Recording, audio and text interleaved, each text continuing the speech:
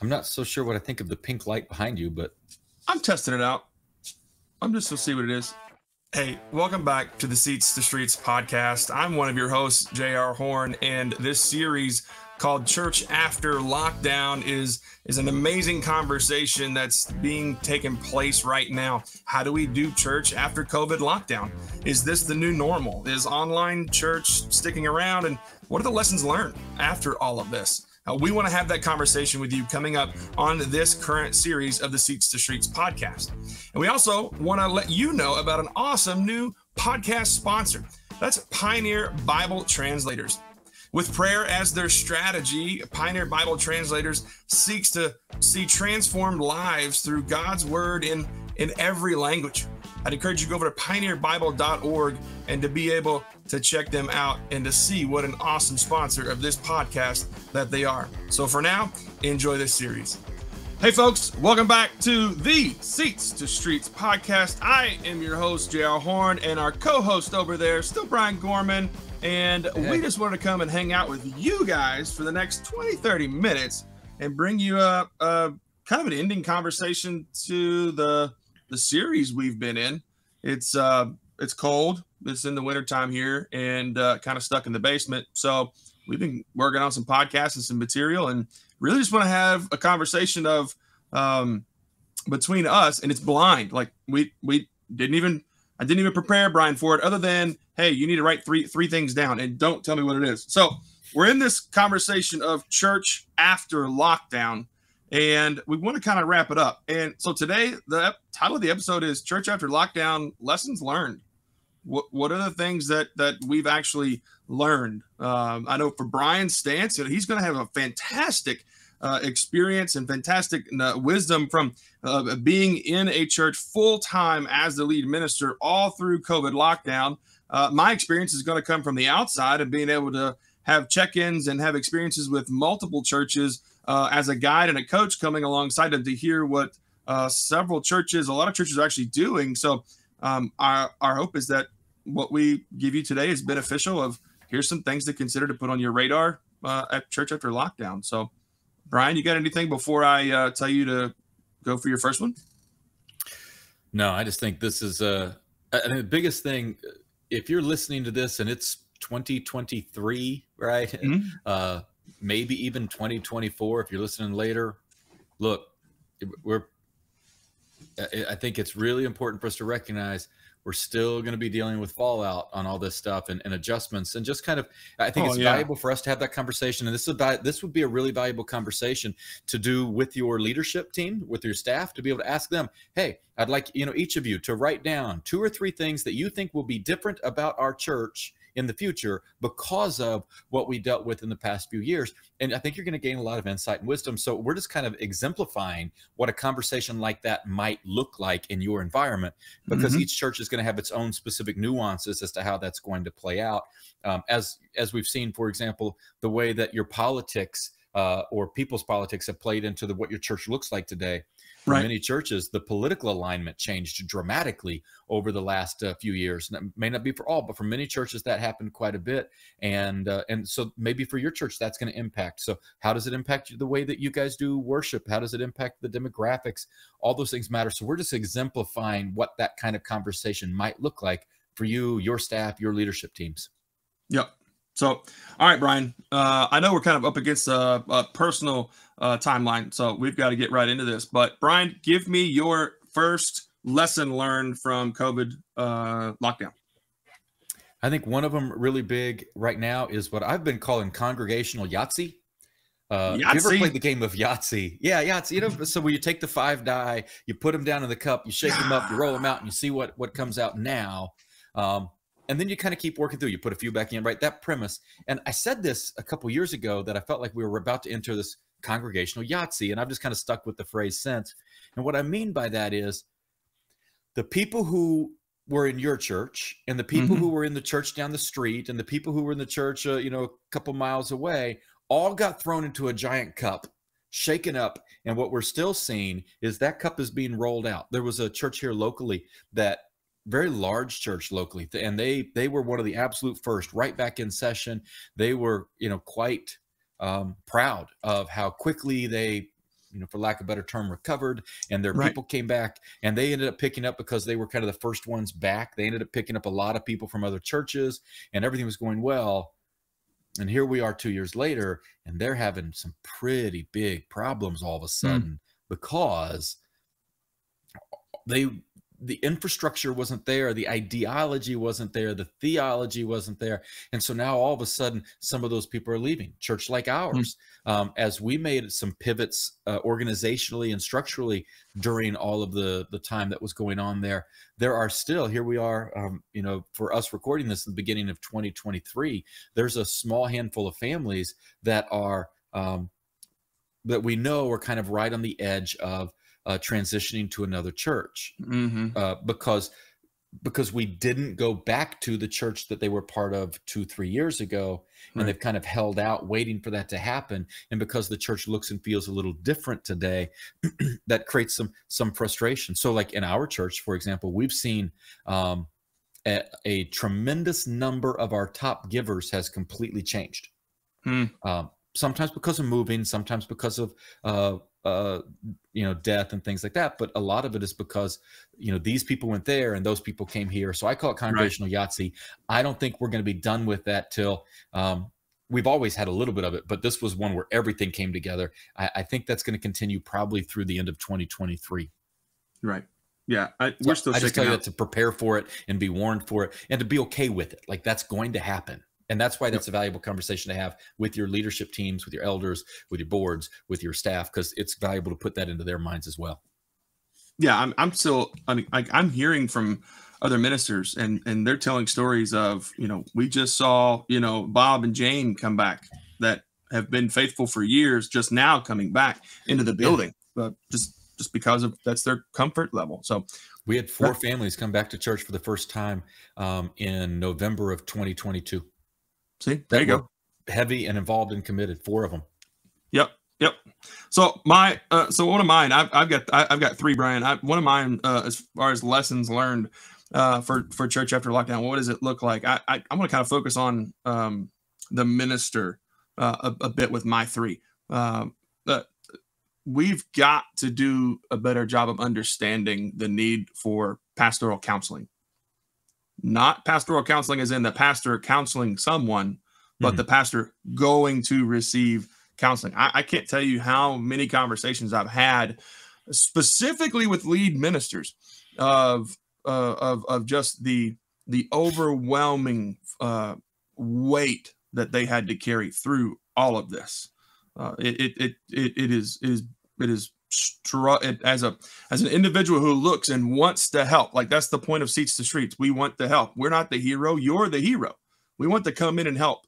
And looking at a minister and hearing the weight and knowing that the best I can do is to help through this lens, it can be tough.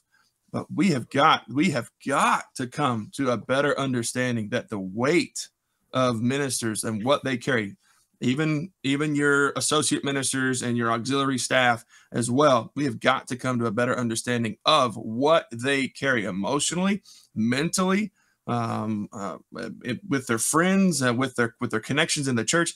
That is some weight to bear. And COVID ripped a ton of that away and just laid it open and exposed it. And here's my concern, Brian, is that now that lockdowns are over, now that we're kind of getting back into a normal sinus rhythm of kind of getting back into the way things were, we just don't need to focus on that anymore.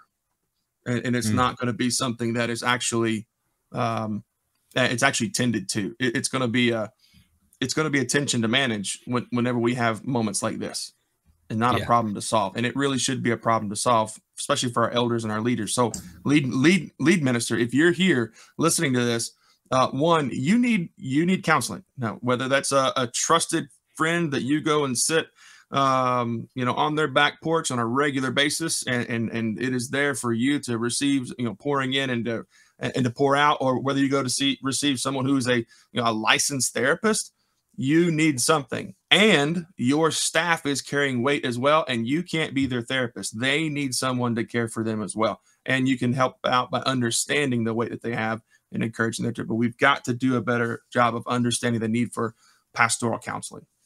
All right, so I'm going to piggyback on that one because that's one of mine. I'm going to piggyback on that, and I'm going to add some real, I'm going to, my version of defined action steps. Yeah. I'm going to disagree with you a touch. You do not need to go see a good friend. You need to go see a therapist. Okay. And the reason for that is because, right? I'm saying because if I'm talking to one of my good friends who I've kind of used in the past as sort of a therapist, because I know he has the right heart for it. He's another man in the ministry that I trust. He's not connected here. And so I'll call him and work through things. But the problem is he's carrying weight too. And it's not, and I don't want to put that on him as he's trying to, because he just doesn't have the bandwidth to carry my weight and his weight at the same time. Therapists are designed to that. Here's a real defined actionable I would present to you. Now it's going to depend upon the kind of church you've got, the kind of leadership team you have. But I hope that somewhere within your budget that there is some form of professional expenses, an allotment of money that you have at your discretion as a minister to be able to use. If you're a church leader listening to this, get your minister one of those. They need something. And I'd make sure it's okay. I'd double check on it, right? But for your own longevity, use that money to pay for a good therapist. And I know that for some people, they're like, ooh, man, the idea of going to a therapist and walking out and then seeing somebody from my church sitting there. Look, almost a huge portion of therapists that are out there right now do online therapy, where you can meet with them over a Zoom call. I'm just encouraging you, consider those as options. Do some research on the type of therapy that's out there. But here's the reason why I think it's so important is the second point I put down was an evaluation of calling. Because I think there are a lot of ministers who are questioning, was I really called to this? And I'm saying that as someone who's questioned, was I really called to this? Am I the right person for it? Now, some people dealt with that right when all of the COVID stuff started and all the chaos happened. And they're like, I don't know how to handle all of this. And that put them into a tailspin. And then you get people like me, like I love the chaos. I was rolling. I was in a happy place. And you did very well. I mean, from what everybody could see, yeah. I thought it was awesome. And once we came out of that and we started into something that looked like it was going to sort of, plateau in an understanding and normalize. Well, I don't live so well in that world because I had to not go changing things and creating chaos, which isn't my natural bend. I had to not change things. And that added to a lot of stress for me. And so what it started to do was it starts to make us question, was I really called to this? It starts to make us really go, have I only been doing this because? Now, here's the questions you got to be able to ask, right? And this is where therapy comes into play. Am I doing this because it earns me a paycheck? Am I doing it because it's natural and kind of easy and no one knows what I'm doing? Am I doing this because I really I love being a part of this? Am I doing this because I want the accolades and I want someone to give me a pat on the back and say, way to go, preacher? I think when all of a sudden all of the people can't be there to go, way to go, preacher, aren't there to catch you on a Sunday morning. Ooh, do I still feel like I'm doing God's work? Am I fulfilling my calling? When all of a sudden some of your closest personal friends aren't sitting in front of you anymore because they moved to a different church. They moved on, people that you thought were close to you. When that happened, right, does that cause you to pull back and go, well, I'm not going to trust those people anymore? Look, that's all things that a therapist needs to work through with you. So I put down an evaluation of calling. And as you said, that's not just for the senior minister, that is for your entire church staff. And so what you're dealing with, if you're the senior minister or lead minister, they may not be dealing with it to the same degree. True. But everybody had issues over the last year. And so that calling for ministry is really important for people to be able to have honest conversations about. And so I would just encourage you to wrestle through that. And that's why I would take that next step of going to a true licensed therapist. And the money that you spend on it from the church, is well spent for your personal and professional development. Plus the tools and tips and techniques that you have done to you get to be used when you counsel others. So that's kind of where my second one falls in. I agree with you. I had, and sometimes we can, we can think, online counseling over Zoom, what really is that? No, it's actually extremely beneficial. I'm sitting down with a marriage and family therapist, and they were doing some counseling with me, and they asked one question, just one. And I'll never forget it. Like, in the amount of time we were talking, that was exactly what made that moment worth it.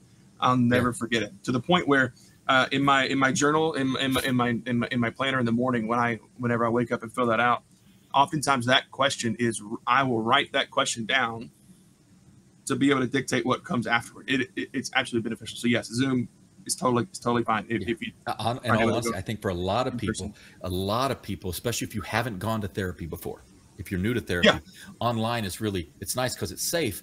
There's a person there, but it's kind of a screen, so it's kind of not a person, and you can just dump on somebody and let them kind of process through that. So again, if you've never done it, real strong, either way. So here's my second one. Here's my second one. You remember kind of focusing on the lead. The lead minister. We got to stop drawing our success from our average attendance numbers.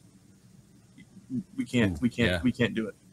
I struggle. I was in this world. I was there, working in the local church, coming in, what's our attendance, all this thing, and being able to run up on a Sunday and to be able to look at the sheet and see what the average attendance is. And then, didn't notice then, but that would dictate how the day goes.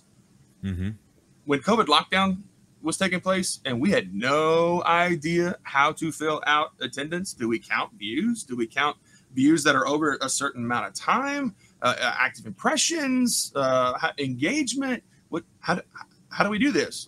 It's kind of funny because all of a sudden no one was attending church, but church numbers were skyrocketing all of a sudden because we're counting everything. This active engagement, this was shared. That's a whole different story. That's a whole different podcast about how we should actually counting our people. And we'll work on that later because we're going to go down a very negative rabbit hole in that one. But we can't. We have to stop counting and getting our success from the number of butts and seats in that room on Sunday morning. If you have a practice of when you're done preaching and you shake hands at the back door or at the front of the stage or whatever you do, and you end up and you make your way over to wherever that person was doing the counting for the day, and you happen to look and see that number, if that's your practice, please stop it. Like just put it in for 6 weeks. I'm not going to go look at that number, at least on Sunday morning. At some point in time, you probably have to go look at it. That's fine. But at least on Sunday morning, stop walking over and looking at that number. You're actually taking your success. You're actually weighing every bit that came out of your mouth, every bit that was led from the stage for worship, who spoke for communion, who did announcements, whatever was done in that room and in the other rooms that were ministries taking place. You're drawing the sole success from that number, and we just can't do it. It's not healthy. It's the wrong number to look at. There are other metrics that we would love to show you and teach you how to look at and how to find in your church that would actually be a much more sustainable way of looking at specific numbers to know how you're doing, how you're progressing, how you're growing healthier as a church. But we have got to stop drawing our personal success as a lead minister, as someone who, if you're on staff and you're looking at your attendance, you have to stop drawing your success from that number, because it's not the right number for you to look at. It's not the correct number for you to actually draw your success from, and it only damages you every time you look at it. It damages you if it's down, because you think, oh, I'm a failure, I question my calling, like Brian was just saying. And it damages you when you're up because you think you're succeeding because I got more people in here to speak. The last time I checked, evangelism isn't inviting my friend to church to hear the preacher preach. But if the number's up and you see that number and you draw your success from it, then that's actually the culture you're setting for your people. Oh, just bring them in here and let me teach them. We got to stop doing that. Yeah. If you have to see those numbers, let's say it really matters to your leadership teams and things like that. Let me give you a way to do it that may be healthier, as someone who changed this in his own life a number of years ago. First of all, look at the average monthly. Don't look at the weekly. Look at the average monthly. The same way, if you ran a business, right, knowing your day-to-day numbers matter, but you really kind of want to know the end of the week, because you're going to have the ebb and flow of the day. So you're going to look at the week. And kind of get a good picture of, not that you aren't evaluating the day, but the week is going to pay more out that way. And then you're going to look at your monthly numbers if you ran a normal business. But we only meet 4 times a month, maybe 5, which means a month is about a week. And so only look at it by the month and only look at it by the quarter. And here's something I'd encourage you to do. Get some of your number crunchers in your church. Guys are really good at it. Give them the numbers over the past few years and have them graph chart what your normal year looks like. We normally start January, it starts here. By the time we hit, May, it goes here. By the time we hit July, it's here. By the time and have them graph chart the whole thing out. And then using it as the graph chart, not on the numbers, but the ebb and flow of your year, then take your monthlies and start putting and go, are we still plotting? Then you'll start to know, if you want to know decline or increase, you'll start to be able to see that, but not based upon individual Sunday numbers. You'll actually be able to see the trends and the patterns, which makes for better leadership. So that would be the way I'd add that. So let me add my third one then, and I'm kind of torn on here a little bit, but I'm going to give you what I think is important for us to focus on, right? We've been talking about those other things. I think one of the things we should see is what we need to focus on, and that is a defined Christology. I would hope that we would have seen that a lot of people that we considered good, strong, faithful followers were good, strong, faithful followers of church, but not good, strong, faithful followers of Jesus. And all of a sudden some of these people are coming back, and we maybe have moved back into already, or started back into, man, I've got to give these people some good self-help and some good life applications, some good ways. And what I would argue is the most important thing they need is they need a good Christology. And I'm really looking at from the perspective of Colossians and Romans, right? So these are two things that I'm looking at a lot. I just got done teaching Romans not too long ago. We are going through the book of Colossians right now. It's going to take us about 4 months to do it. Actually, it's going to take close to 5 months to do it. But I'm doing it because the Colossian church was this small little house church, basically, that that used to be in a big community, but they're not quite the same community anymore. It feels different. There's not a lot of religious background to them, or at least, Jewish background. And so you ended up with these really distorted views as to who Jesus was. Either Jesus was all man or all spiritual. And like some of the people taught that he didn't even leave footprints because he was so spiritual. And Paul's like, whoa, slow your roll. We need to understand Jesus and how he is the one who holds all things together, including you and me and our world and our salvation and our faith. And it means knowledge, and it means faith. And he begins to, he spends all of this time going through this major Christology, and then goes, now let me show you how that plays out in your family. How does that play out in husbands and wives, in children and their parents, in slaves, masters, employees? Like, let me show you how it plays out. Once you know this about Jesus, here's how it works out. So, Pastor, I think one of the things that I hope we've seen is our people understood church. They didn't know Jesus. And I think if we really want to pandemic-proof our people for the future, including their future, because what's the pandemic? The pandemic that the vast majority of your church at one point will go through. It's called college. Yeah. And so when your students leave your church and go off into other places, whether it be the college that they go to, whether it be the workplace that they go to, do they have a full enough understanding of who Jesus is? Right. That when everything else presses in on that, they don't lose Jesus. If all we've taught them, and man, hear the heart behind this. If all we've taught them is how to live a good life, how to have good well-being, how to have good finances, good friends, if all we've taught them is these things, and they don't have a good, full understanding of who Jesus is, not just the one who loves you and saves you, but really understanding the man, God of who Jesus is, then they'll go, oh, well, I can live that life without Jesus. We have to give them good Christology. And I think that, man, I would hope that we have seen that over the past few years. Yeah. That'd be one of mine. This is fun because my third one actually lines up with yours. And like I said, I intentionally, Brian asked, well, what's your three? I'm like, well, slow your roll, stay in your lane. Let's have some fun with this. You have your three. Let's see if we agree or even disagree. My third one is actually extremely similar. And again, speaking to the pastor here, I wrote down the faith of your people is not as strong as they say it is. As we looked and we saw 30% across the board never came back. I mean, just never came back.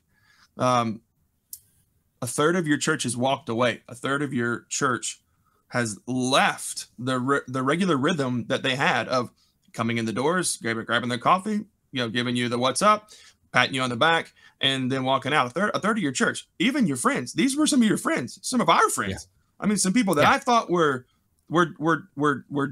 deeply faithful and devout. I have no clue where they're at now, and that's terribly damaging, especially when the church is a place where a minister has a place of employment, a place of spiritual health, and a place of friendship, all wrapped up into one. When one takes a hit, the entire stool falls over. It's just the way it's just the way it is. Pastor, we've got to do a better job at understanding how we're discipling our people. Do they have an understanding of who Jesus is? Do they have an understanding of who I am as Jesus's chosen people? A royal priesthood, a child of God, one who is to walk in his Father's footsteps, not in front of God, not behind God, but walking with God in the garden. Do we understand our place as his child? And do they have what they need to be able to learn from Scripture on their own if this takes place again? And we're struggling with that. And that's one that I don't think we want to really speak into existence, because then we'd have to own it. And owning the problem is very, very tough. Our apologetics matter so much more than they ever have before, in part because, and here's one of the things I think that a lot of us in the ministry I hope are beginning to recognize. And there's one of two things you can do with this information. There was in many pastors the thought process that because you've taught for so long at this place, that your people believe what you believe. Right. That your people have the same understanding that you understand. There are things that you think are foundational understandings, and your people will smile and nod when you say it, but they don't get it. And they don't understand the apologetics of it. Like, where is it? Show me this really played out and flesh this thing out fully. And I think that's going to be so important to recognize. We have to begin teaching as though those people within our congregation who are ignorant are a lot more than we recognize. Now, we can do that in such a way that we belittle now. Well, you should know, and you should know, and they should have known. And be careful, Pastor. The moment you go, they should have known. Whose responsibility is that again? And so being able to go, oh, I'm going to teach them as though they have none of this. I know from my own teaching, it's allowed me to be much less defensive when I'm teaching on maybe a harder cultural topic, that I don't have to defend. I just have to appeal and show the apologetics to it. This is what it says. I don't have to prove you wrong for me to be right. And I don't have to belittle you. I have to just assume you don't believe what I believe.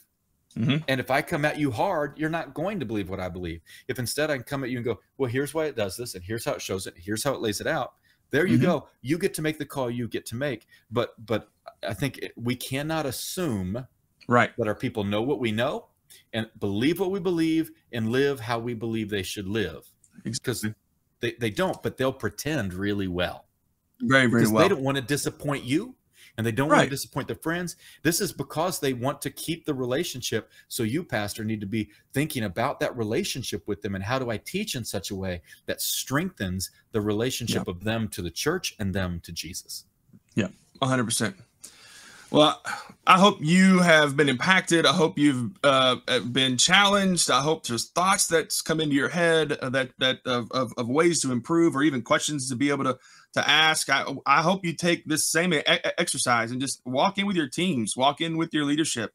And by the way, we don't define leadership as just the lead minister and the elders around here. We mean leadership, those in leadership who have authority in your church.